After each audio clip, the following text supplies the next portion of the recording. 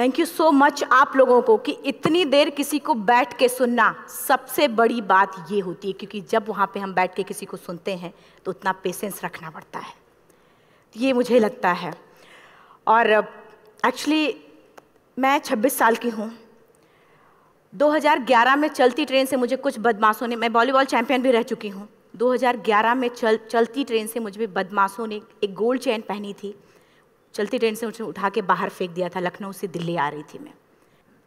Compartment में बहुत सारे, जनरल कंपार्टमेंट था, बहुत सारे लोग थे, किसी ने मना नहीं किया। एक प्लेयर का जो स्पिरिट होता है वो अपने आप, जब कोई छीनने की कोशिश करता कुछ भी, वो देता नहीं है, तो मेरे में भी था। मैंने मना किया और उन्होंने मुझे चलती ट्रेन से, वो 4-5 थे, उन्होंने बाहर फेंका। दुर्भाग्य ये था कि उसी समय दूसरी ट्रैक से ट्रेन आई और मैं उस ट्रेन में टकराई, फिर नीचे गिरी, दोनों ट्रेनें निकल गईं। कुछ देर बाद मैंने हाथ को ऐसे रख के उठने की कोशिश किया तो देखा कि मेरा पैर कट चुका था। थाई को उठा के देखा, मेरा पैर ऐसे जीन्स में लटका हुआ था, ब्लड फोर्सफुली निकल रहा, दूसरे पैर की हड्डियाँ टूट टूट के बाहर निकल चुकी थी। पूरी रात मैं चिल्लाती रही ट्रैक पे, छोटे छोटे पत्थर होते ऐसे चिल्लाती रही कि कोई बचा ले, कोई नहीं आया बचाने। और जब पूरी रात चिल्लाते चिल्लाते इतना कि मुझे दिखाई भी देना बंद हो गया, जब ट्रेन आता था तो वाइब्रेट होता था। इतना ही नहीं, फ्री का इनविटेशन भी लोगों को मिल गया था, कुछ लोगों को। ट्रैक पे आपने ट्रेन की ट्रैक पे छोटे छोटे चूहे देखे होंगे, मेरे कटे हुए पैर पे आग के मेरे पैर कुतर रहे थे। मैं ब्रेन कॉन्शियस मेरा पूरा काम कर रहा था मेरे, लेकिन बॉडी में कोई भी मूवमेंट नहीं था। पूरे पल में वही चीज़ें सोच कि कैसे मैं अपने आप को कैसे बचा पाऊँ। लेकिन करीब पूरी रात ऐसे बीता। सुबह गांव वालों ने मुझे बरेली डिस्ट्रिक्ट हॉस्पिटल यूपी में है, वहाँ पे हुआ था ये। सुबह गांव वालों ने मुझे उठाया, डिस्ट्रिक्ट हॉस्पिटल ले जाके रखा, तो फार्मासिस्ट, डॉक्टर, सीएम जितने लोग थे आपस में बातें कर रहे, अरे हमारे पास तो एनेस्थीसिया नहीं है, ब्लड नहीं है, इसका इलाज शुरू करें तो हम कैसे करें। मुझे भी नहीं दिखाई तो नहीं, लेकिन मेरा सुनाई दे रहा था सब कुछ वहाँ पे। कहाँ से हिम्मत आई मुझ में, मुझे भी नहीं पता। मैंने बोला वहाँ पे कि सर जब मेरा पूरा पैर कटा, तब मैंने इतनी देर रेलवे ट्रैक पे थी, मैं उस चीज़ को बर्दाश्त किया, तो अभी तो आप मेरे अच्छे के लिए मेरे पैर काटेंगे। शायद आपको यकीन नहीं होगा, या फिर कभी आप लोगों ने ये चीज़ नहीं देखी, कोई डॉक्टर या फार्मासिस्ट अपना ब्लड दे के किसी पेशेंट को बचाया। मेरी इस बात को सुनने के बाद वहाँ के डॉक्टर और फार्मासिस्ट दोनों ने एक एक यूनिट ब्लड दिया और मेरे पैर को बिना एनेस्थीसिया अलग कर दिया गया। आज भी मैं उस दर्द को महसूस करती हूँ। जब भी मैं जब बोलती हूँ तब मैं वो चीज़ें महसूस करती हूँ। उसके बाद जब बात मीडिया में आई, लोगों को पता चला कि रिमा नेशनल प्लेयर है, KGMC king George medical college Lucknow में एडमिट करा, लखनऊ से फिर sport minister, AIIMS trauma centre Delhi. तब तक सब ठीक ठाक चल रहा था, प्लेयर होने की वजह से अच्छा ट्रीटमेंट मिलना शुरू हुआ। करीब 4 महीने मैं एम्स में रही। एम्स में रहने के बाद जब मैं थोड़ा ठीक हुई, करीब 25 दिन बाद जब ठीक हुई, न्यूज़पेपर में गोल गोल लिख के आ रहे कि अरुणिमा के पास टिकट नहीं था, अरुणिमा ट्रेन से कूद गई। उसका खंडन किया घर वालों ने, फिर बोला कि अरुणिमा सुसाइड करने गई थी। जिस लड़की का शरीर का एक अंग कट चुका, पूरी जिंदगी का पता नहीं कि व्हील चेयर है, बैसाखी या पता, यहाँ तक कि मेरे स्पाइन में 3 फ्रैक्चर था, मुझे ये भी नहीं पता था कि मैं बेड से उठ भी पाऊंगी कि नहीं। अंदाजा लगाया जा सकता, सिर्फ अंदाजा लगाया जा सकता है कि उसकी दिलो दिमाग पे क्या चल रहा होगा, उस परिवार की क्या स्थिति रही होगी जब जिस परिवार की एक यंग एज लड़की का इस तरीके का सिचुएशन हुआ हो। फिर भी कहते हैं कि जहाँ चाह होती वहाँ राह मिली जाती है। एम्स के हॉस्पिटल के बेड पे मैंने डिसाइड किया, क्योंकि अपनी बातें हम चिल्ला चिल्ला के करें, वो सिस्टम की इतनी हाई लेवल की बातें हो रही थी कि हम एक मध्यम वर्गीय फैमिली से थे, हम अपनी बातें चिल्ला चिल्ला के कह रहे थे, लेकिन कोई नहीं सुन रहा था। लेकिन कहते हैं मैंने अपने दिल दिमाग अंतरात्मा से ये चीज़ सोच लिया कि ठीक है, आज आपका दिन है, जितना चाहो बोल लो, एक दिन तो मेरा दिन आने वाला, मैं प्रूफ कर दूंगी कि मैं क्या हूँ, मैं क्या थी, ये मैं प्रूफ कर दूंगी। हॉस्पिटल के बेड पे डिसाइड किया वॉलीबॉल लाइफ का सबसे टफ गेम करना है, तब मैंने माउंटेनिंग चुना। जब मैंने माउंटेनिंग कहने और करने में बहुत फ़र्क होता है। जब मैंने माउंटेनिंग की बात सोची और लोगों के सामने, सबसे बड़ी चीज़ थी सही गाइडेंस में ट्रेनिंग लेना, दूसरा स्पॉन्सरशिप। इतना बड़ा एक साथ तो मैंने 40 से 50 लाख मैंने वाकई में कभी नहीं देखे थे पहले। मेरे लिए बहुत बड़ी चीज़ थी वो इकट्ठा कर पाना। जब मैंने लोगों के सामने रखा कि मैं माउंटेनिंग करना चाहती हूँ, एवरेस्ट के लिए मुझे ट्राई करना है, हर किसी ने मुझे बोला कि क्या है, पागल हो चुकी हो क्या, तुम्हारा दिमाग खराब हो चुका, तुम कभी नहीं कर सकती माउंटेनिंग। एक पैर आर्टिफिशियल है, दूसरे में रॉड है, और तुम्हारा दिमाग खराब है, स्पाइन में भी फ्रैक्चर है, तुम पागल होगे, चुपचाप कोई नौकरी करो, जीवन यापन करो। क्योंकि लोगों का सबसे बड़ा प्रॉब्लम ये होता है, लोग फिजिकल देखते, पैरों को मेरी अंतरात्मा में क्या चल रहा था वो तो किसी को पता ही नहीं था। मुझे लगता है कि आज यहाँ पे मैं भी सुबह से देख रही हूँ, इतने अच्छी अच्छी चीज़ें मैंने सीखी यहाँ पे। बहुत बड़े बड़े स्पीकर को शायद आप लोगों ने भी सुना, आज मैं भी आपको यहाँ पे कि चाहे जितना मोटिवेट करूँ, चाहे जितना चीज़ें मैं बताऊँ, लेकिन मुझे लगता है सबसे बड़ा मोटिवेटर कौन होता? आप खुद। जिस दिन किसी भी लक्ष्य के प्रति आपकी अंतरात्मा जाग गई, आपको कोई नहीं रोक सकता उस लक्ष्य को पाने में। ये मैं किताब से बातें नहीं बोल रही हूँ, ये मैं एक एक पल मैंने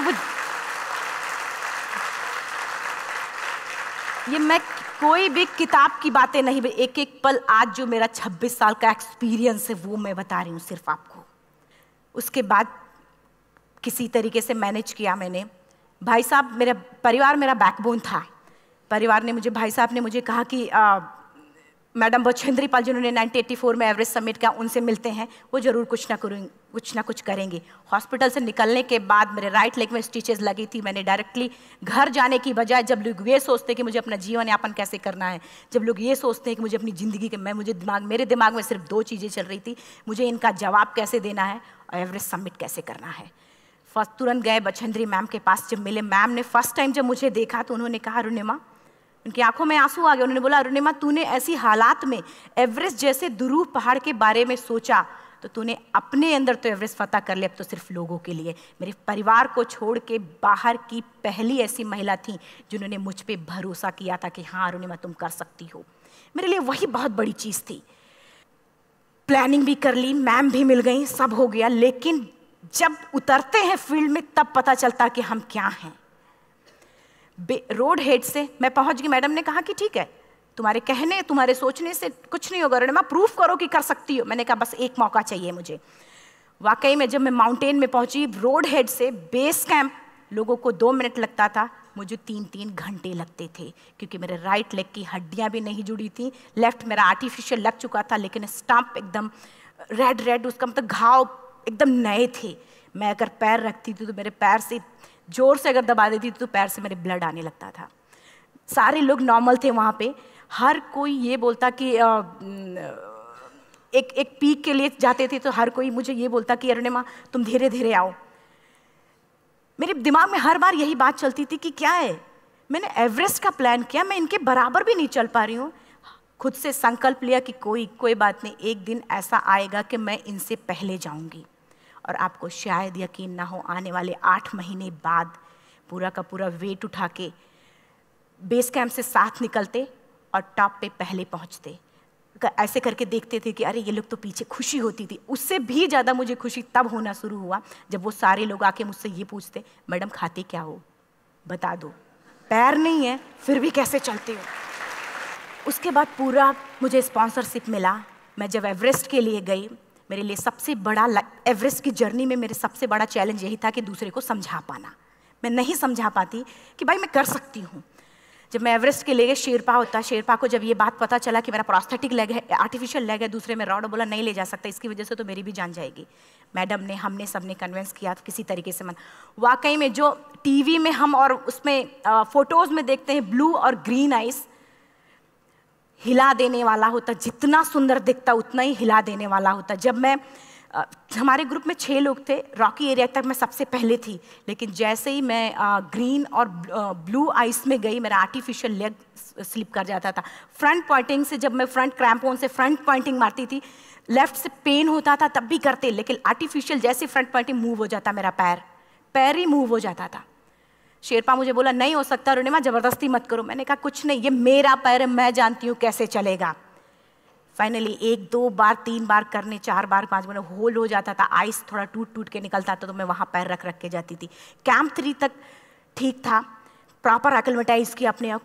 कैंप 3 तक जनरली गए। बात जब कैंप 3 के ऊपर की होती है, साउथ कोल समिट, अच्छे माउंटेनियर, अच्छे दिलेर के हौसले धरे के धरे तब रह जाते हैं जब अपनी आंखों के सामने किसी को मरता देखता है, और दिमाग में बात, जब जिसको डिसीजन मेकिंग, और जब दिमाग में बातें जब ये आने लगती हैं कि अरे जिस चीज़ के लिए हम जा रहे हैं उसी चीज़ के लिए आदमी मर रहा है, इसी चीज़ के लोग लिए मर चुके हैं। रात में क्लाइंबिंग, ज़्यादा से ज़्यादा माउंटेनिंग रात में की जाती है क्योंकि वेदर शांत होता है। जब मैं रात में निकली साउथ कोल्ड से, कैंप 4 से, मेरी हेडलाइट जिधर ही हेडलाइट जा रही थी उधर ही डेड बॉडीज़ मुझे नज़र आ रही थी। मेरे रोंगटे खड़े हो रहे थे, मुझे समझ में नहीं आ रहा था कि मैं करूं तो क्या करूं। इतना ही नहीं, मैं जिस रोप में थी उसी रोप में जब मैं आगे जा रही हूं और एक बांग्लादेशी, उनका हाथ हल्का हल्का ऐसे हिल रहा, मुंह से आवाज़ आ रही थी। मैं एक्सप्लेन नहीं कर सकती मुझे कितना डर लग रहा था। बार बार ये बार बार मन में आती, इसका ऑक्सीजन खत्म हुआ है, ये मर चुका है लास्ट सिचुएशन में, और हम कुछ नहीं कर पा रहे हैं, क्या करें। उसके बाद मैंने 10 से 15 मिनट सिर्फ मैं वहाँ खड़ी रही। मैंने सिर्फ इतना बोला कि अगर आप सभी में से सभी ने एवरेस्ट सबमिट कर लिया तब तो ठीक है, अगर नहीं सबमिट किया है मैं सबके लिए एवरेस्ट सबमिट करूँगी और जिंदा वापस जाऊँगी। क्योंकि जैसा हम सोचते हैं हमारी बॉडी उसी तरीके से जनरेट करना शुरू करती है। मैंने डेड बॉडी, क्योंकि जा ही नहीं सकते थे किनारे से, उसी रोप में वो एंकर है, डेड बॉडी को लांगी और लांग के जाना शुरू किया। हिलेरी स्टेप साउथ समिट के करीब जब मैं खुद पहुंची, मेरे शेरपा ने एक जोर से झटका मुझे दिया कि अरुणिमा वापस चलो, तुम्हारा ऑक्सीजन खत्म हो रहा है। हिलेरी स्टेप के बाद एवरेस्ट समिट है, थोड़ा चलने के बाद एवरेस्ट समिट है। अगर कोई आपसे ये बोले, आप अपने टारगेट के इतने करीब हो, अगर कोई आपसे ये बोले कि अरुणिमा वापस चलो, कैसा लगता है? मैंने भी यही बोला, सर क्या बोल रहे हो आप, मैं नहीं जाऊंगी वापस।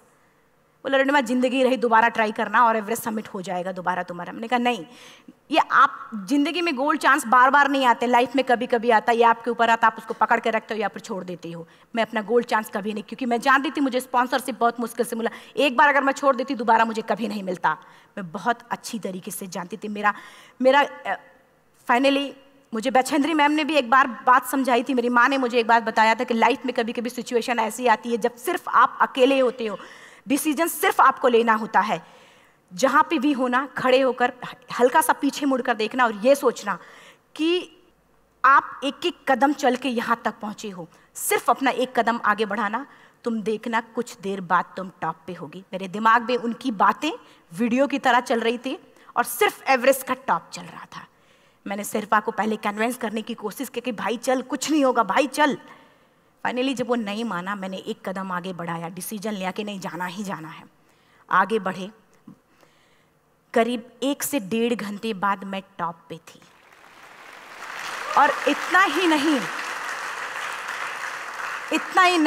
आज भी मैं जितनी बार बोलती हूँ उतनी बार मैं महसूस करती हूँ, मेरे रोंगटे खड़े हो जाते हैं, मेरा दोनों हाथ ऊपर करके जोर जोर चिल्लाने का मन कर रहा, कितनी जोर से चिल्लाऊं कि सबको बता दूं कि आज मैं टॉप ऑफ द वर्ल्ड पे हूं। उन लोगों को बता दूं जो लोग ये सोचते हैं, लड़की, दूसरे विकलांग, तीसरे मिडिल क्लास में, जो लोग एक बार हार के फिर दोबारा लड़ना नहीं चाहते, जो लोग हारने के बाद सोचते हैं कि हम दोबारा कुछ कर नहीं सकते, उन लोगों को मैं चिल्ला चिल्ला के टॉप से बताना चाहती थी कि नहीं, आप सब कुछ कर सकते हो। सिर्फ एक सोच की विकलांगता, हैंडीकैप आदमी यहाँ से होता है, यहाँ से नहीं। अगर यहाँ से जो आदमी विकलांग है तो नॉर्मल आदमी भी विकलांग है, जो अगर यहाँ से विकलांग है। चिल्ला चिल्ला के मैं बताना चाहती थी। मैंने शेरपा से कहा कि आप एक फ़ोटो खींच लो, क्योंकि सारे लोग फ़ोटो, अपना नेशनल फ्लैग का जो वैल्यू होती है ना, वो जो हम कहीं बाहर होते हैं तो पता चलता है। मुझे भी बहुत खुशी हो रही थी, फ्लैग को हग किया और बोला फ़ोटो खींचो। बोला पागल हो गई है, तेरा ऑक्सीजन कभी भी ख़त्म हो जाएगा, नीचे चल। नहीं, फ़ोटो खींच लो। फ़ोटो खींचा उसने। वो तो अगली बार इतना तेज गुस्सा हुआ, मैंने उसको बोला कि भाई वीडियो भी बना ले। 8848 की हाइट पे ऑक्सीजन खत्म हो रहा है। आज हम भी हंस रहे हैं आप लोगों के साथ, क्योंकि यहाँ पूरा ऑक्सीजन है।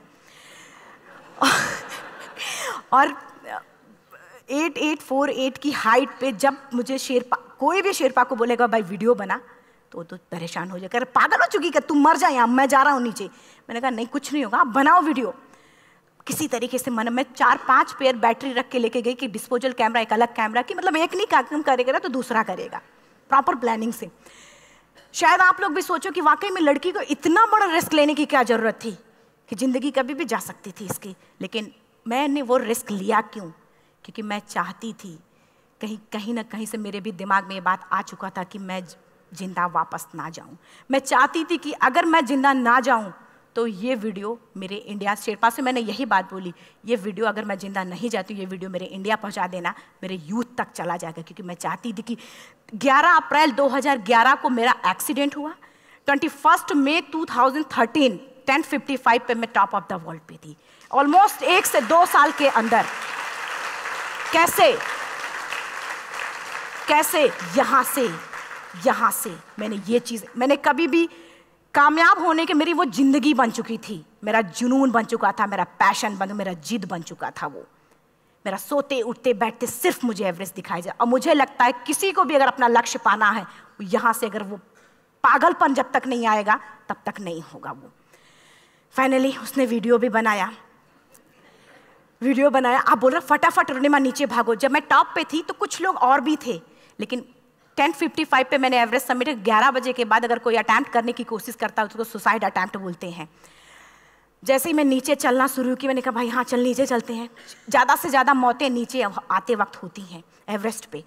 जब मैं नीचे आ रही हूँ, थोड़ा दूर ही मैं नीचे चली थी, मेरा ऑक्सीजन पूरी तरीके से ख़त्म।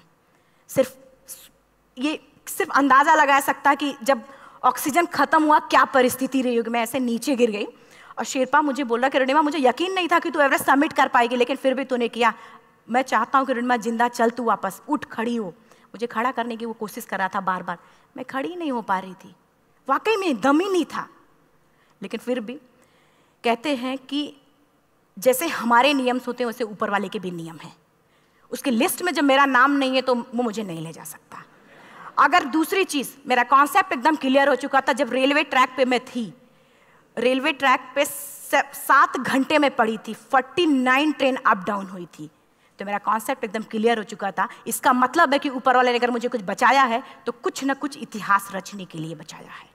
मैंने पॉजिटिव तरीके से सोचा। और उसी समय एक ब्रिटिश क्लाइंबर नीचे से ऊपर आ रहा था और उसके पास 2 ऑक्सीजन, तो उसने एक को वहीं फेंका और दूसरे को लेके नीचे जाना शुरू किया क्योंकि वेदर ख़राब था। मेरा शेरपा मुझे एंकर किया और जाने लगा नीचे, और वो फटाफट उसको लेके आए, मुझे लगाया। उसने बोला रुनिमा तू बहुत लकी है कि तुझे यहाँ पे ऑक्सीजन मिला है। वाकई में ऊपर वाला भी चाहता है कि तू जिंदा रहे।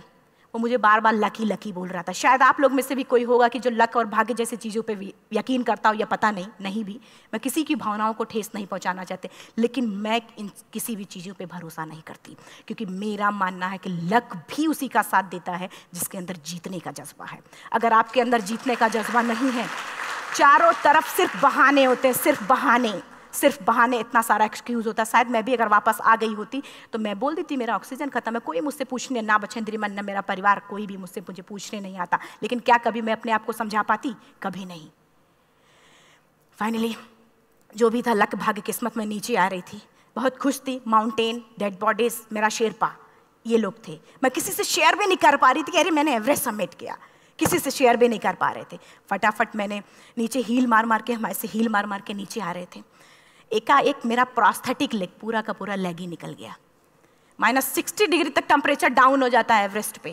मेरा हाथ वगैरह ये सब ऐसे मूवमेंट, ऐसे मुड़ नहीं रहा था, ब्लड निकलने लगा था, ये सब यहाँ तक। मुझे शेरपा से मैं बोल रही हूँ कि ऑलरेडी मेरा पैर कटा हुआ है, अगर दिमाग में ये बात है कि मेरा हाथ भी काटना पड़ेगा, कैसा लगेगा मेरा दिमाग। क्योंकि ये ऐसा मूवमेंट, रेड 3 स्टेज होती हैं। रेड मेरा हो चुका था, रेड, ब्लैक, ब्लू, ब्लैक हो तो काटना पड़ेगा। तो बार बार मैं बोल रही हूँ शेरपा से कि भाई हाथ मेरा कुछ हो रहा है, इसमें मूवमेंट नहीं हो रहा है, यहाँ सबसे ब्लड हो रहा है। बोला रुनिमा कुछ नहीं, जितना नीचे जाएंगे उतना अच्छा होगा। प्रोस्थेटिक लेग मेरा निकल चुका है, मैं रुकी हूँ, मेरा ऑक्सीजन चल रहा, बड़े मुश्किल से, लक भाग्य किस्मत जो भी था मुझे मिला था। शेरपा मेरे आगे है, लास्ट मोमेंट तक वो मुझे बोलेगा, अगर वो मैं नहीं चलती वो मुझे छोड़ के चला जाए। गलती उसकी भी नहीं होती, क्योंकि वो क्या करे, क्लाइंबर की वजह से, या तो अपनी जान वो भी दी, गलती उसकी भी नहीं है। लास्ट में मेरी आंखों से आंसू निकलने लगा। मैंने सोचा क्या करूँ अब, रोने अपने आप आंसू ने कहीं ना कहीं से आ ही जाता है। दूसरे पल मुझे समझ में आ गया कि रोने धोने से कुछ नहीं होगा। मैंने आंसू को पोंछा और रोप, जो मेरी रोप थी, रोप को पकड़ा, दूसरे हाथ से आर्टिफिशियल लेग को, पैर को घसीट के चलना शुरू हो गया, क्योंकि मेरे पास यही था, ये तो दूसरा था, गिव अप कर दो ही चीज़ थी। पैर को घसीट चलना शुरू हुआ। कुछ दूर नीचे चलने के आने के बाद रॉक था, उसमें घुसे, पैर को खोला, सही किया, फिर नीचे चलना। Camp 4 to summit to camp 4 3500 feet है, और इसमें टोटल जनरली लोग 16 से 17 घंटे में समिट कर लेते हैं। मुझे टोटल 28 घंटे लगे थे। हर माउंटेनियर, चाहे बाहर का या फिर इंडिया का, हर किसी ने ये मान लिया था कि अरुणिमा जिंदा वापस नहीं आएंगी। हर किसी ने ये चीज़ मान लिया था। लेकिन मुझे लगता, जब मैं वापस साउथ कोल पहुंची, जब मैं टेंट का जिप खोला, मैंने हर किसी ने कहा कि अरे तू यहाँ है, हम तो सब सोच लिए थे तू चली गई। हर किसी ने ये बोला था। फिर सब खुशी मना रहे थे हम सब। देखिए, ये सब बताने का मेरा सिर्फ एक मकसद था कि सब कुछ हम में है, हम जैसा चाहें वैसा कर सकते हैं। ऑलरेडी टाइम हो चुका है। मैं एक चार लाइन की पंक्ति सिर्फ बोलूँगी। मैं एक्चुअली, मेरा एम है कि मैं वर्ल्ड के जो कॉन्टिनेंट हैं, कॉन्टिनेंट के हाईएस्ट पीक समिट करूं। एशिया का एवरेस्ट हो चुका है, अफ्रीका किलिमंजारो हो चुका है, यूरोप का एल्ब्रुस हो चुका है। 23 नवंबर को मैं जा रही हूँ ऑस्ट्रेलिया हाईएस्ट पीक के लिए। बस आप लोगों की गुड विशेस चाहिए। और 4 लाइन, अभी तो इस बाज की असली उड़ान बाकी है, अभी तो इस बाज की असली उड़ान बाकी है, अभी तो इस परिंदे का इम्तहान बाकी है, अभी अभी मैंने लांघा है समुद्रों को, अभी तो पूरा आसमान बाकी है। Thank you so much, thank you.